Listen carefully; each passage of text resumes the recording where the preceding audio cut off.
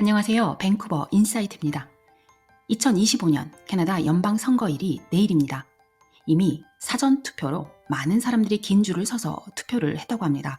지금 많은 분들이 힘든 시간을 보내고 계시죠. 높아지는 물가, 집값, 그리고 미래에 대한 불안함.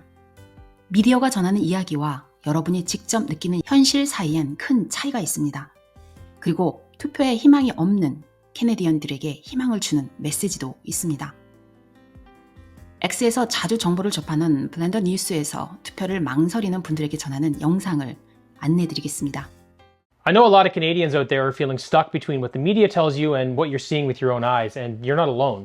The mainstream media, funded through Liberal Party policies, have spent months trying to paint Canadian Conservatives like they're American Republicans, but it's just not true. If you're a moderate Canadian worried about your bills, your kids' future, or whether voting Conservative makes you a Trumper, let me explain why it's not only okay to vote for the Conservative Party in 2025, but why it's a practical, hopeful choice to get Canada back on track. First, let's talk about the political map.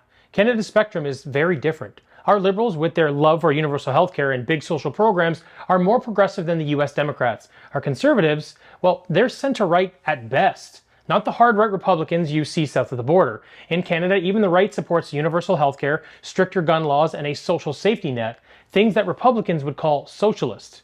Poliev isn't pushing for private hospitals or open carry laws. He's talking about lower taxes, more homes, and safer streets. That's not MAGA, that's middle-of-the-road Canada. Again, I know the media is spreading scary stories about what Conservatives might do, so let's set the record straight on what's not happening under a Conservative government. First, abortion is safe. In Canada, abortion access is protected by the Supreme Court, not politicians. Poliev's made it clear that he's not even trying to touch it. And our system doesn't let Parliament meddle in these affairs like in the US, so you're not voting for rollbacks here. Number two, LGBTQ rights are secure. Marriage equality, anti-discrimination laws, adoption rights, those are all settled. The only debate is about fairness in women's sports and women's spaces, which isn't about taking away rights, it's about balancing them, and I think most Canadians can see the nuance there. Number three, DEI isn't the same as civil rights. Conservatives might trim some government-mandated diversity quotas, but your charter rights to equality, to be yourself, they aren't going anywhere. This is about fairness, not division. Number four, immigration will continue. Conservatives are not closing the borders. They're proposing levels around 250,000 people a year, like we had under Trudeau's first term, or Harper's government, or the decade before that. It's about giving our economy and infrastructure a breather, not turning anyone away. So if you're nervous that voting Conservatives means importing Trump-like chaos, it doesn't. Our politics are built on different values, and Poliev's plan is about fixing Canada, not mimicking Mar-a-Lago. Now, I want to touch more specifically on Pierre Poilievre. You've probably heard him called a far-right villain, but let's talk about who he actually is.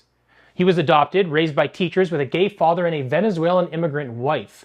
His daughter has special needs, his deputy prime minister, Melissa Lantsman, is a Jewish lesbian, and his cabinet includes the first turban-wearing Sikh in a top role. So this isn't the profile of a divider. It's a guy who reflects Canada's diversity in his own life. He's not here to tear down inclusion, he's here to fix what's broken, like a housing market that's pricing out your kids or taxes that eat half your paycheck. Poliev's not perfect, but he's grounded in the struggles of everyday Canadians. He's asking tough questions about government waste and bad policies, not pushing some extreme ideology. This is the kind of leader that moderates should get behind. Now, let's look at the other side. After a decade of Liberal leadership, including Trudeau's sunny ways and Carney's brief cameo, are we better off? They promised compassion, inclusion, and a greener future, but look around. Rent is through the roof, groceries cost more than a car payment, and violent crime is up more than 50%. The carbon tax was supposed to save the planet, but we're the only country in the G7 who didn't reduce their carbon footprint, while the average house in a major city now costs well over $1 million. We're not more united or tolerant, we're stressed, divided, and relying on food banks like never before.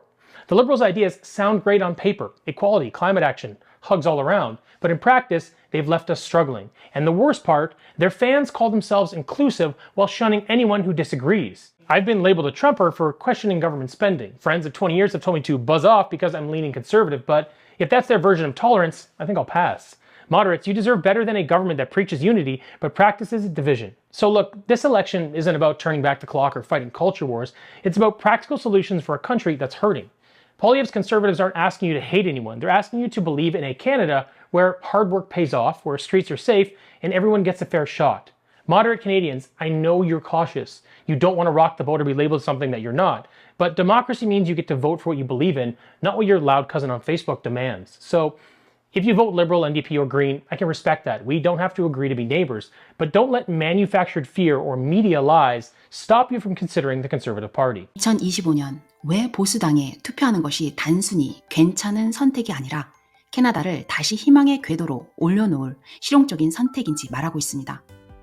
먼저 캐나다의 정치는 미국과 다릅니다.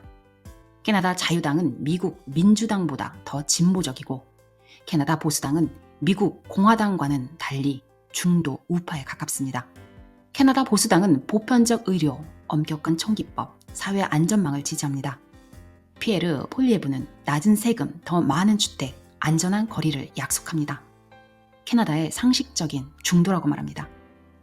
보수당 정부가 집권하면 낙태는 안전하고 LGBTQ 권리는 확고하고 DEI 다양성과 포용은 헌장 권리로 보장되며 이민은 계속된다고 말합니다.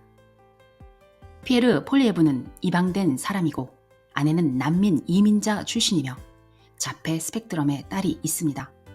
그리고 보수당 부당수는 레즈비언입니다. 마크 카니는 영국, 아일랜드, 캐나다 3개의 국적을 보유한 다중 국적자로서 전 트루도 정부에서 비공식 자문 역할을 수행했고 팬데믹 동안 경제 회복과 관련된 조언을 제공하고 경제 정책에 기여했습니다. 마크 카니 아내 다이아나 폭스는 경제학자로 환경, 기후변화, 사회적 평등 관련 비영리 단체에서 활동하며 실질적인 기여를 했습니다. 마크 카니의 4딸 중 사샤 카니는 논 바이너리 트랜스젠더이며 영국에서 시인으로 활동 중입니다.